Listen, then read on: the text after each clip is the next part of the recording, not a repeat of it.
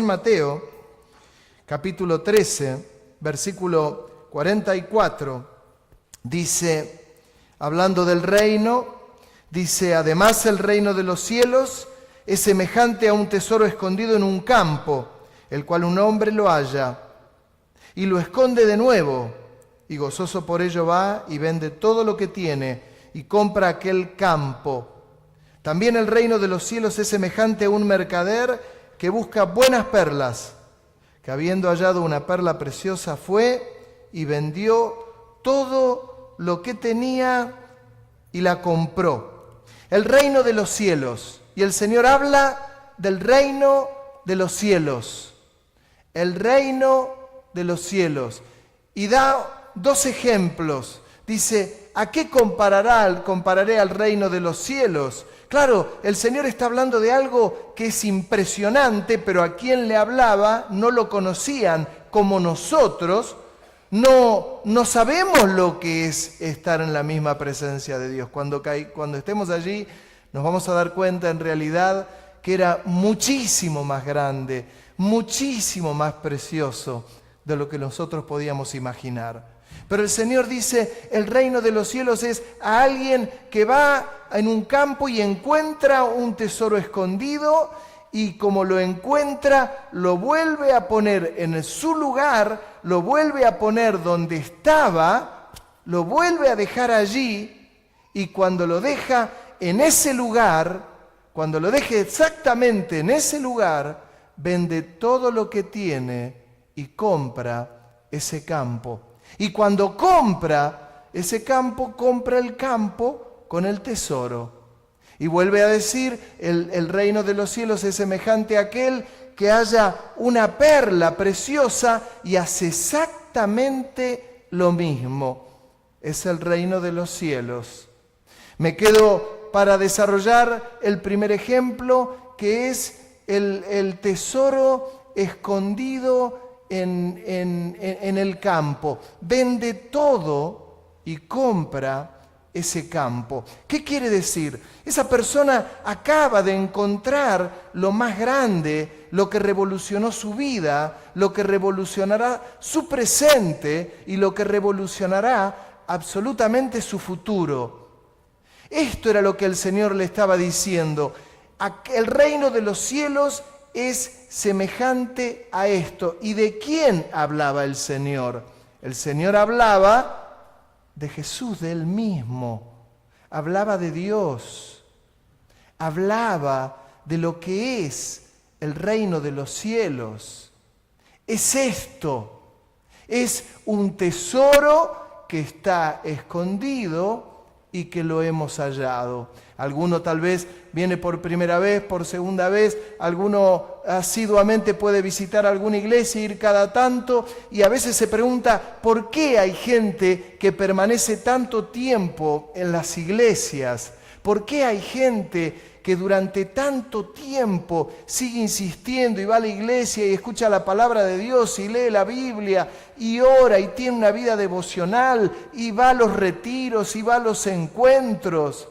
¿Por qué? ¿Por qué hay gente que va a las reuniones y no falta un día de lluvia, un feriado? ¿Por qué? ¿Por qué hay gente que para ir a una iglesia hace kilómetros? ¿Por qué hay gente que hace cientos de kilómetros para ir a una iglesia? ¿Por qué hay gente que va caminando y en algunos casos caminan 7, 8, 10, 12 kilómetros para ir a un culto, a una reunión? No es nuestro caso. Vaya al interior y se va a encontrar con gente que cruzan campos y que van por las calles y que perdieron el único colectivo que pasa y caminan esos 10, 12 kilómetros. ¿Para qué? Para ir a una reunión que va a durar 1 hora y media, 2 horas, 2 horas y media. ¿Por qué? Porque vendieron todo lo que tenían, porque hallaron un tesoro escondido y compraron el campo. Fueron gozosos, vendieron, y lo digo entre comillas, vendieron, porque Dios no te pide que vendas nada. Y venden todo lo que tienen, y gozosos van y compran el campo y siguen su vida gozosos. Esto es el reino de los cielos. Esto es el reino de los cielos. Hay otro texto que quiero leerles, que lo hemos leído hace poco, que está en Lucas capítulo 7, y lo debo haber leído 3 veces en los últimos 2 meses, y lo tengo bien presente, pero me resulta bien con la situación. Lucas 7:36, uno de los fariseos rogó a Jesús que comiese con él, y habiendo entrado en casa del fariseo, se sentó a la mesa. Entonces una mujer de la ciudad, que era pecadora, al saber que Jesús estaba a la mesa en casa del fariseo, trajo un frasco de alabastro de perfume, y estando detrás de él a sus pies, llorando, comenzó a regar con lágrimas sus pies y los enjugaba con sus cabellos, y besaba sus pies y los ungía y los ungía con el perfume. Cuando vio esto el fariseo que le había convidado, dijo para sí: si fuera profeta, conocería quién y qué clase de mujer es la que le toca, que es pecadora. Entonces respondiendo Jesús le dijo: Simón, una cosa tengo que decirte. Y él le dijo: Di, maestro. Un acreedor tenía 2 deudores.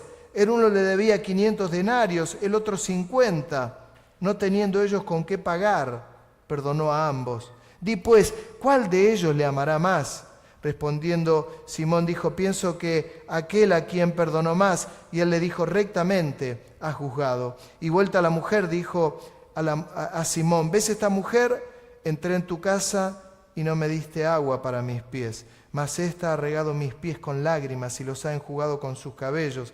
No me diste beso, mas ésta desde que entré no ha cesado de besar mis pies. No ungiste mi cabeza con aceite, mas ésta ha ungido con perfume mis pies. Por lo cual te digo que sus muchos pecados le son perdonados, porque amó mucho, mas aquel a quien se le perdona poco, ama poco.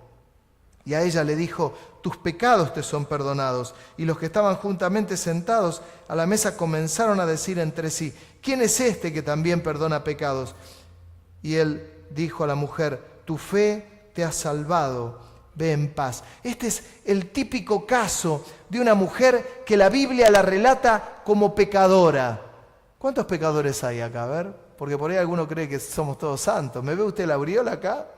Le puedo asegurar que no. No. Tuve que recurrir a la sangre de Cristo para que Él limpie mis pecados, me los perdone.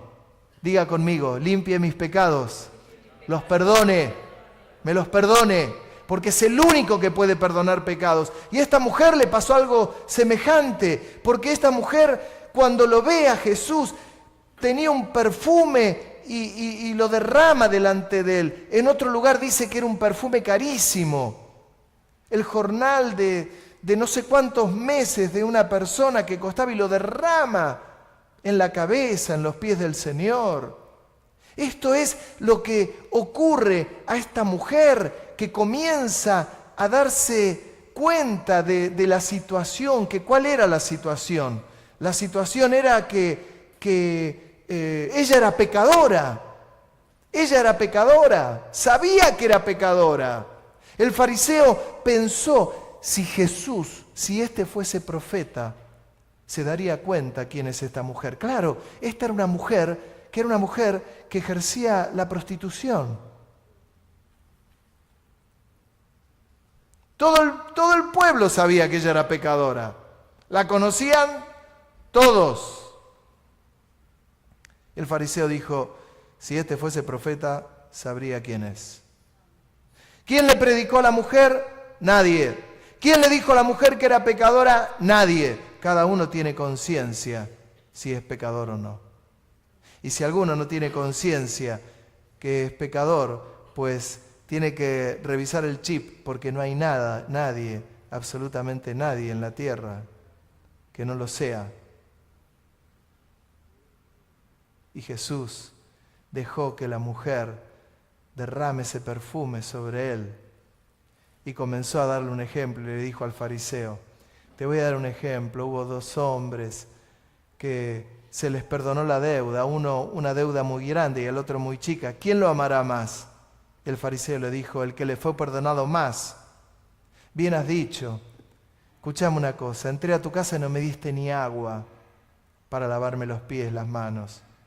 Esta mujer, desde que entré, no ha cesado de besar mis pies, de enjugarlos con su cabello, de derramar perfume. ¿Por qué? Porque se le había perdonado mucho. Ella se daba cuenta que había vendido todo. ¿Ahora para qué? Para comprar ese campo, que había un tesoro escondido. Esto es el reino de los cielos. Mi querido hermano, el reino de los cielos tiene un rey, y ese rey es Jesucristo, y ese Jesucristo es el único que transforma vidas, el único que cambia corazones, el único que cambia actitudes, el único que revierte toda cuestión.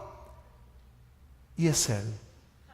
¿Cómo no vender todo para comprar ese campo donde hay un tesoro escondido?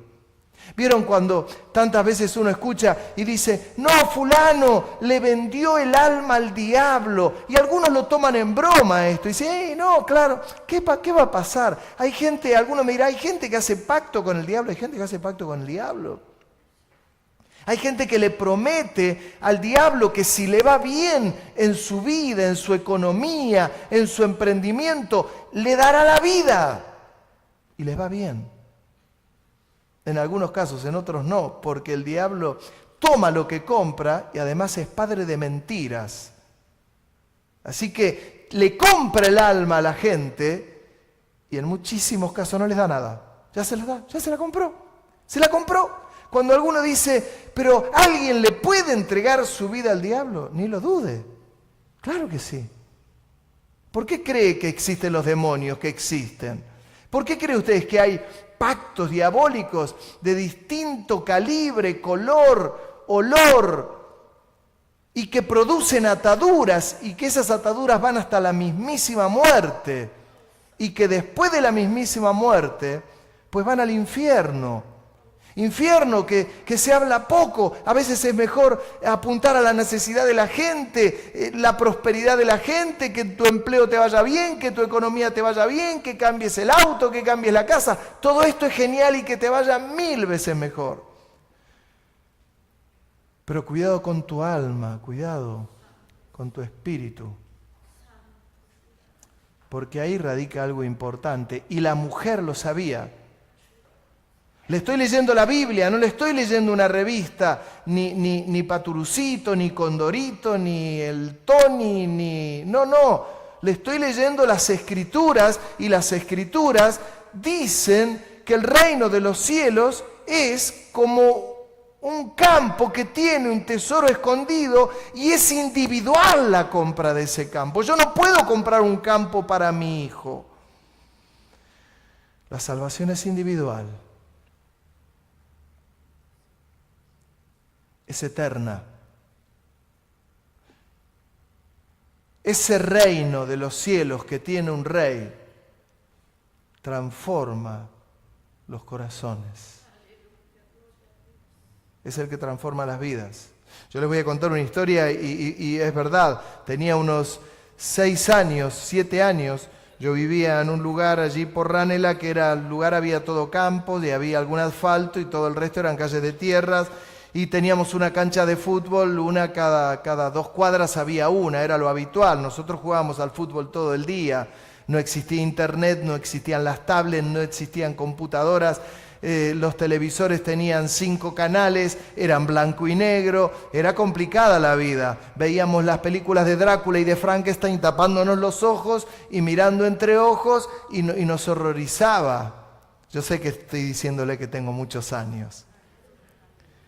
Pero por aquellos años jugábamos al fútbol y era Abelito adentro, y era ya las 8 de la noche en verano, 9, y jugábamos al fútbol todo el día, y mi madre sabía dónde estábamos y todo bien. Un día voy cruzando un campo, y mientras cruzaba un campo un perro me muerde. Me muerde un perro de policía y me había dejado una marca acá en la nalga terrible, pero yo iba llorando para mi casa, estaba a unas 4 cuadras de mi casa, y mientras iba me encuentro una pelota de fútbol de cuero, blanca, imagínense, en el año 68, dije 68, blanca. Encontré esa pelota usada de cuero, la tomé y era un tesoro escondido. Era un tesoro. En aquel momento nos hacíamos las pelotas de trapo. Cuando uno tenía una pelota de cuero en su casa, era hijo del rey, del poderoso. Yo encuentro una pelota de cuero, me había mordido un perro, iba llorando y dejé de llorar porque había encontrado una pelota de fútbol. Mis amigos me vieron de lejos y se la mostré. Obviamente que tenía dueño, vaya a saber quién era el dueño. No averigüé quién era el dueño. Estaba en el campo tirada. Me la llevé. Jugamos al fútbol. Me había mordido a las 4 de la tarde el perro. Jugamos al fútbol hasta las 8 o 9 de la noche. Y jugamos todos sucios, chivados, transpirados. Y me llama mi madre y me dice, Abel, ya es la hora, vamos adentro. Estaba enfrente de mi casa, la cancha esa de fútbol. Me llama, bueno, bárbaro, me voy a bañar, porque me agarraba así mi madre, me dice, anda a bañarte, sacate la ropa. Se lavaba a mano. Las madres eran unas santas. Me metí así en el baño, mi madre abría la ducha y como venga. Después que salgo y ya salgo cambiadito con el pijama, mamá, me olvidé de decirte que me mordió un perro. ¿Cuándo? A ver los dientes del perro. ¿Cuándo te mordió? Hoy a las 3 de la tarde. Y me avisás ahora que te mordió un perro. Al otro día tuvimos que ir a un lugar y me dicen, más vale que aparezca el perro porque si no le tenemos que dar 40 inyecciones. Encontré al perro. No se murió el perro después de haberme mordido. Pero había encontrado un tesoro, aunque usted no lo pueda creer, que para mí era preciado, que era una pelota de fútbol. Mire si ahora me hubiese visto... El San Paoli era lo que se perdió San Paoli. Pero no saben, era un tesoro escondido. ¿No le pasó algo a usted alguna vez que encuentra algo, compra algo que para usted es algo preciado? Es como el que colecciona estampillas y dice, encontré una que no la tiene nadie. Y la tiene y uno ve las estampillas, yo veo las estampillas y digo, este tipo está loco. Pero hay gente que le encanta, coleccionistas de autos. ¿Y cuánto pagaste ese Fiat 1100? $40.000. Pero con eso te compras un Audi, hermano. No, todo restaurado, impecable. Y dice, si nos lo dan a nosotros, ese auto no dura una semana. Pero es el tesoro escondido. Y bueno, cada uno le estoy hablando de cosas materiales. El tesoro escondido del que les estoy hablando no es una pelota de fútbol, no es una estampilla, no es un auto, no es una camiseta de fútbol del mejor jugador del planeta. Es la vida eterna. Es el tesoro escondido, el que perdona pecados, el que revoluciona corazones, el que cambia el chip de acá, el que cambia el chip. Cuando le hablamos a los jóvenes y les decimos, hay una vida en Jesús nueva, distinta, revolucionaria, una vida que te lleva a vivir una vida en santidad, en búsqueda de Dios, en no hacer macanas. No les mentimos. Ahora no puedo estar coqueteando, porque no es vender todo para comprar el campo, es coquetear, ir a visitar el tesoro, voy y vengo, lo visito, salgo, vengo, voy y vengo. El Señor dice, es con todo, vende todo, jugátela, porque es un tesoro escondido. Cuando uno lee el Evangelio según San Juan y dice, porque de tal manera amó Dios al mundo que ha dado a su Hijo unigénito para que todo aquel que en Él cree no se pierda, mas tenga vida eterna. Es esto. Porque de tal manera amó Dios al mundo que ha dado a su Hijo unigénito para que todo aquel que en Él cree no se pierda, mas tenga vida eterna. ¿Por qué? Porque dio todo Jesús. Jesús dio todo. Si Él dio todo, es normal que Él nos diga, dame todo. Y cuando el Señor dice, dame todo, no es que te está pidiendo dinero.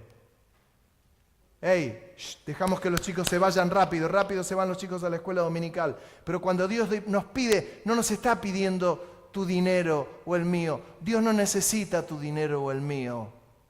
Lo tiene todo, todo es de Él. Lo que Él te está diciendo, hijo mío, acá estoy. ¿Querés? Cuando yo lo entendí, me di cuenta que era pecador y que le tuve que decir, Señor, perdóname, soy un pecador.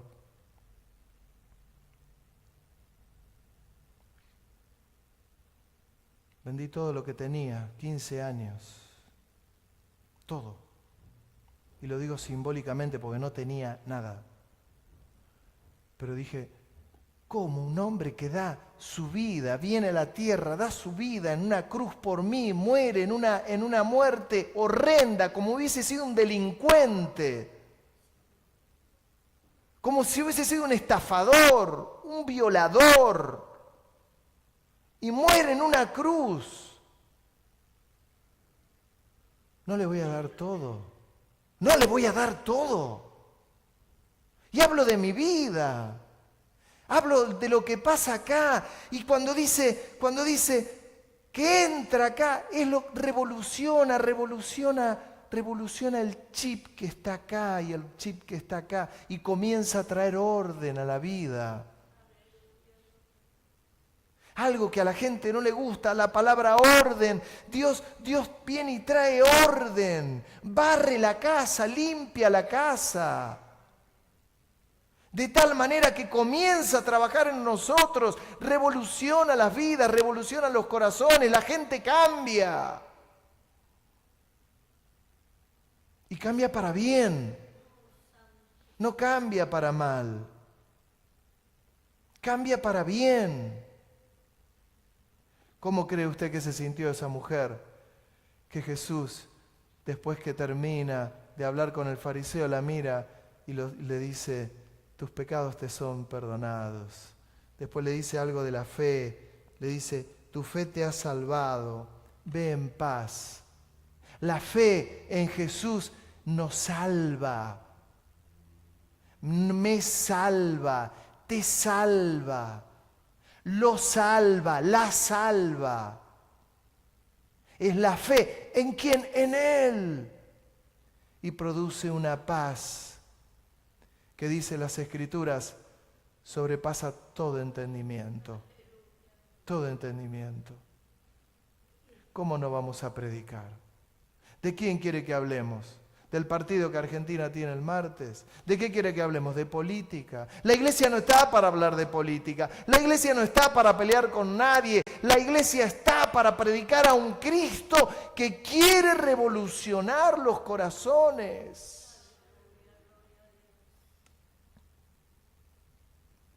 Cuando estaba Pablo y Silas, cuenta en Hechos de los Apóstoles, en el fondo de la cárcel, por predicar el Evangelio los habían encarcelado. Estaban en el fondo de la cárcel y dice que ellos cantaban salmos, cantaban canciones a Dios. Tu misericordia, tu misericordia. Y dice que hubo un gran temblor y se abrió la puerta de la cárcel y el carcelero se iba a matar pensando que todos habían salido de la cárcel. Y Pablo le dice de adentro, no te hagas daño que ninguno de nosotros ha huido. Los presos oían cómo ellos alababan a Dios. Ninguno huyó. Y el carcelero se arrojó dentro de la cárcel y les dijo, señores, ¿qué debo hacer para ser salvo? ¿Saben la cantidad de gente que tiene problemas y no sabe cómo salir de sus situaciones? Y Pablo le dice, cree en el Señor Jesucristo y serás salvo. Dice que entró, lo sacó a Pablo, a Silas, le lavó las heridas y se bautizó él y toda su casa. Y se gozaron de haber creído en Jesús. ¿Le parece que no revoluciona vidas? Cuando Jesús le dice al fariseo, al que se le perdona poco, ama poco, al que se le perdona mucho, ama mucho. Pregúntese cada uno, póngase el termómetro, acá o en la boca, y vamos a, y cada uno sepa cuánto amás a Dios. Si le amás mucho, es porque sentí que te perdonó mucho. Si le amás poco, y es que sentís que te perdonó poco. Me escribe una persona y me dice, estoy queriendo que mi marido venga a la iglesia, pero cuando el culto era el domingo a la mañana, no iba, dice, porque quería dormir el domingo a la mañana. Pero ahora el culto es el domingo a la tarde y dice, y juega Boca a la tarde. Encima para ver a estos muertos que están jugando, yo soy de Boca, le aclaro, pero son todos muertos de esto, ¿vieron? Corren detrás de la pelota por dinero y un montón de tontos como nosotros que los miramos.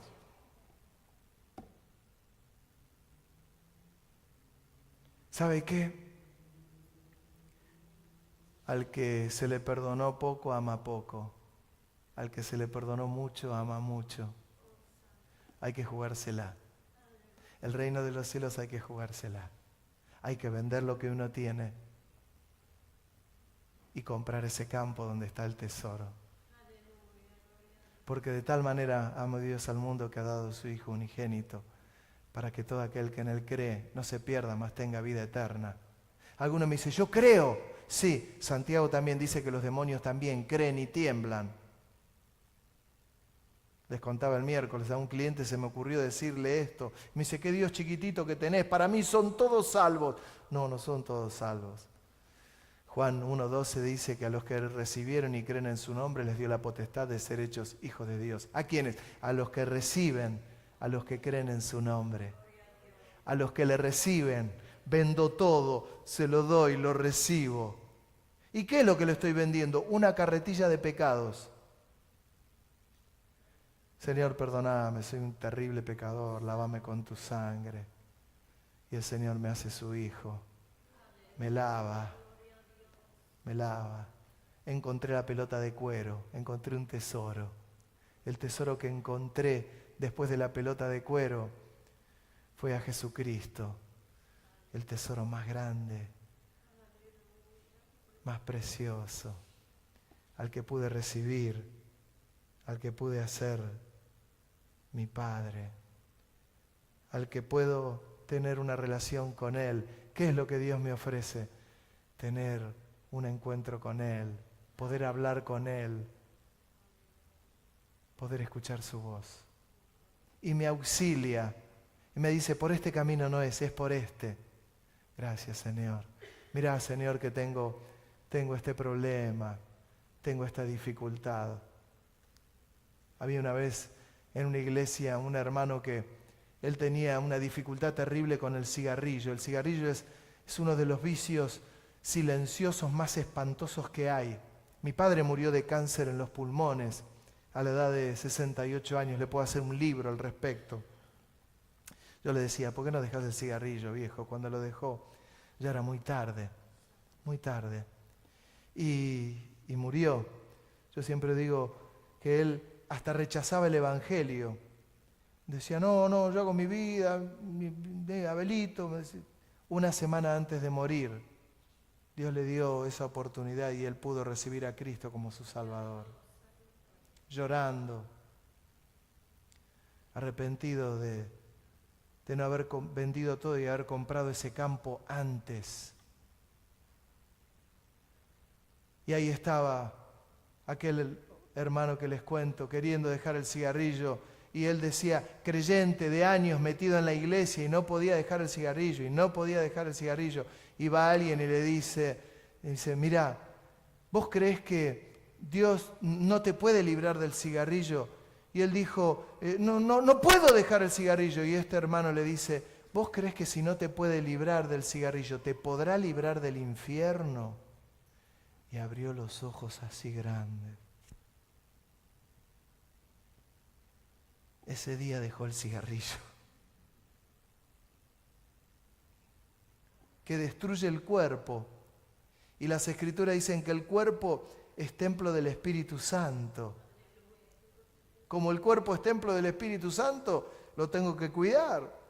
¿Qué lo voy a andar contaminando? Si el cuerpo es templo del Espíritu Santo. Por eso lo tengo que cuidar. Y voy a ir un poquito más allá.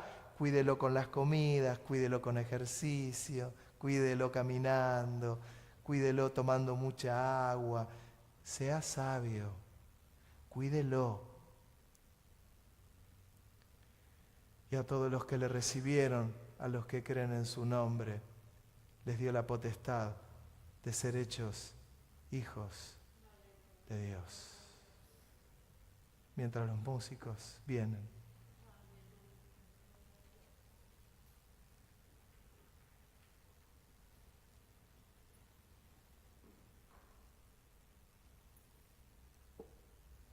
Mientras los músicos vienen, les digo,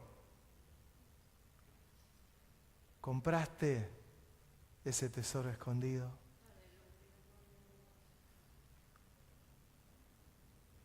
¿Cómo está ese tesoro escondido?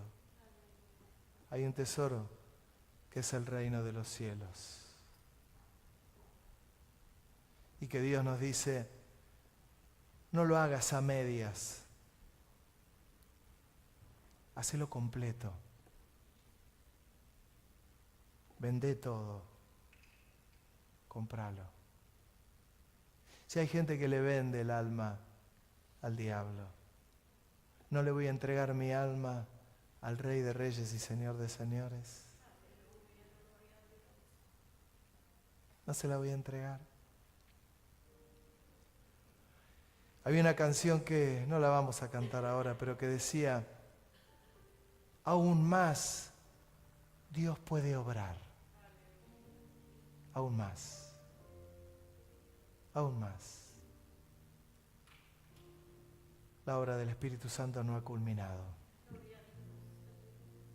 Él quiere trabajar en nosotros.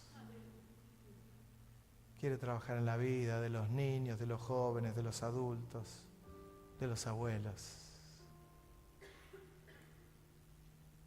Si sabés que hay un tesoro escondido ahí,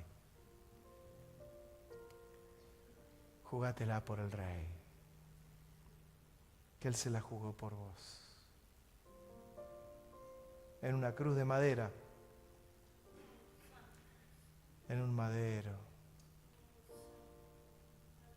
Hoy cantaba Diego esta canción, tu misericordia.